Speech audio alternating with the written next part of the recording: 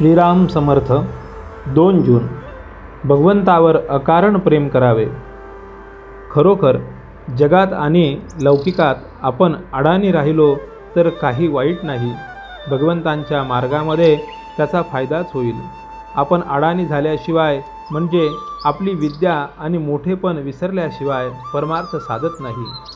मुलगा गावाला जाताना ज्याप्रमाणे आई त्याला फराळाचे देते, त्याप्रमाणे परमात्मा आपल्याला ज्या परिस्थितीत जन्माला घालतो त्या परिस्थितीत राहण्यासाठी लागणारे समाधानही तो आपल्याला देत असतो. ते घ्यायची आपली लायकी मात्र पाहिजे. जिथे असमाधान फार तिथे दुष्ट शक्तींना काम करायला वाव मिळतो. त्याच्या उलट जिथे खरे समाधान आहे तिथे चांगल्या शक्ती मदत करतात. आपण नामाला चिटकून राहिलो तर बाहेरची वाईट परिस्थिती बाधणार नाही. देहाचा मनाशी संबंध आहे आणि मनाचा हृदयाशी संबंध आहे. म्हणून मन हे नेहमी अगदी समाधानात ठेवावे, म्हणजे प्रकृती चांगली राहून आयुष्य वाढेल. स्वार्थ सुटताना पहिल्याने मनुष्य व्यवहाराच्या चौकटीत बसणार नाही. जो येईल त्याला तो आपलाच म्हणेल, पण परमार्थ मुरला की तो व्यवहार बरोबर करून शिवाय निस्वार्थ राहील. खरोखर परमार्थ हे एक शास्त्र आहे. त्यामध्ये सुसूत्रपणा आहे. व्यवहार न सोडावा, पण विषयाकडे गुंतणारी आपली वृत्ती भगवंतांच्या आड येते, म्हणून तिला भगवंताकडे गुंतवावे. भगवंतांची खरी आवड उत्पन्न झाली पाहिजे.